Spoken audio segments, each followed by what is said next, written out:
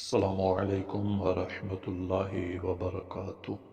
میں سید اللہ نواز جیلانی آپ دیکھ رہے ہیں جیلانی وائس۔ امید کرتا ہوں آپ خیریت سے ہوں گے۔ چینل کو سبسکرائب نہیں کیا تو سبسکرائب کیجئے تاکہ ہر آنے والی ویڈیو آپ تک پہنچ سکے۔ سیدنا عبد القادر جیلانی کی 3 نصیحتیں۔ حضور غوث پاک سیدنا عبد القادر جیلانی رحمۃ اللہ علیہ کی ایک کتاب ہے فتوح الغیب۔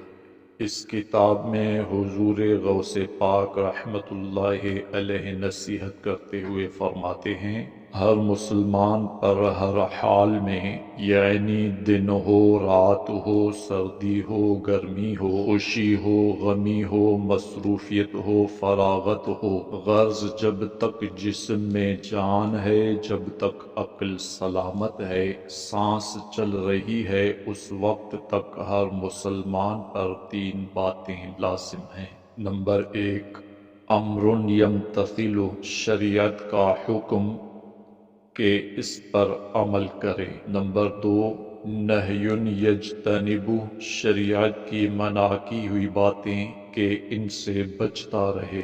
نمبر 3، قدر یرضی بہ، تقدیر کے اس پر ہمیشہ راضی رہے۔ حضور غوث پاک رحمۃ اللہ علیہ مزید فرماتے ہیں، مسلمان کی ادنا حالت یہ ہے کہ وہ کسی وقت بھی ان 3 باتوں میں سے کسی ایک سے بھی خالی نہ ہو۔ اس کا دل ان 3 باتوں کا پختہ ارادہ کرتا رہے، بندہ اپنے آپ سے یہ 3 باتیں بیان کرتا رہے اور اپنے اعضاء کو ہر وقت ان میں مصروف رکھے۔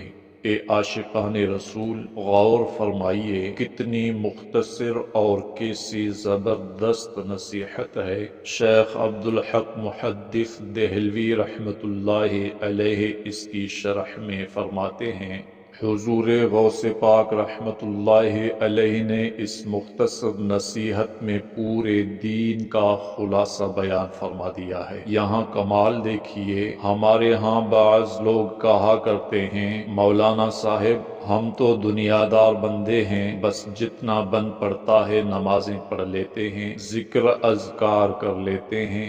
حضور غوث پاک رحمۃ اللہ علیہ نے ایسے وسوسے کی بھی کاٹ کر دی۔ فرمایا، ان 3 باتوں پر عمل کرنا یعنی اللہ پاک کے احکام کو بجا لانا، منع کردہ باتوں سے رکنا اور تقدیر پر راضی رہنا، ان 3 باتوں پر عمل کرتے رہنا، یہ مسلمان کی ادنا حالت ہے۔ مطلب یہ کہ ہر وہ شخص جس نے کلمہ پڑھا ہے، اب چاہے وہ دنیا دار ہے، چاہے دیندار ہے، چاہے تاجر ہے، چاہے وکیل ہے، ڈاکٹر ہے یا ڈرائیور ہے، سیٹھ ہے یا نوکر ہے، بڑے سے بڑے بادشاہ سے لے کر غریب ترین آدمی تک، ہر وہ شخص جس نے کلمہ پڑھا ہے، جسے ایمان کی دولت نصیب ہے، اس پر لازم ہے کہ وہ ان 3 باتوں پر ہمیشہ عمل کرتا رہے۔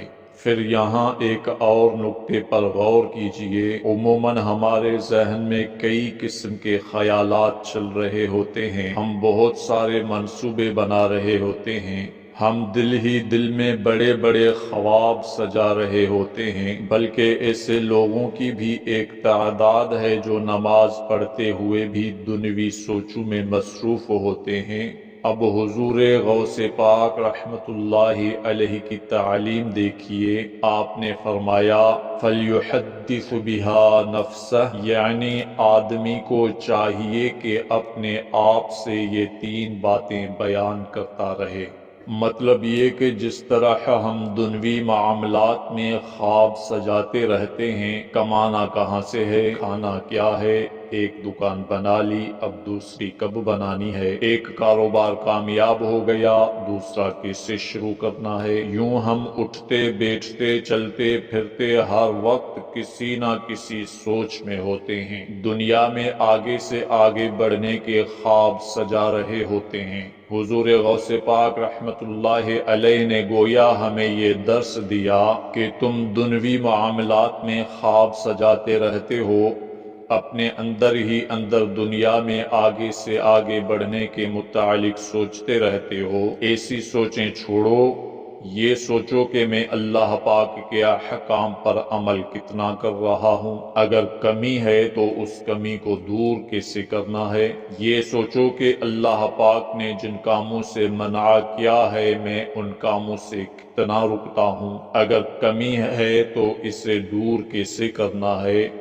تم ان باتوں کے متعلق سوچنا شروع کر دو، ان کاموں کو کرنا شروع کر دو، اگر اللہ پاک نے چاہا تو تمہاری دنیا بھی بہتر ہو جائے گی اور تمہاری آخرت بھی سنور جائے گی۔ اے عاشقان غوث پاک، آئیے پیران پیر، پیر دستگیر حضور غوث پاک رحمت اللہ علیہ کی اس نصیحت پر عمل کرنے کی نیت کرتے ہیں۔ صرف 3 باتیں ہیں، انہیں اپنے ذہن میں بٹھا لیجئے۔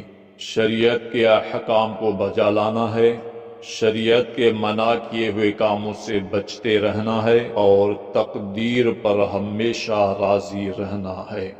بے صبری نہیں کرنی، مصیبت آئے، پریشانی آئے تو شور نہیں ڈالنا، واویلا نہیں مچانا، بلکہ اللہ پاک کی رضا میں راضی رہنا ہے۔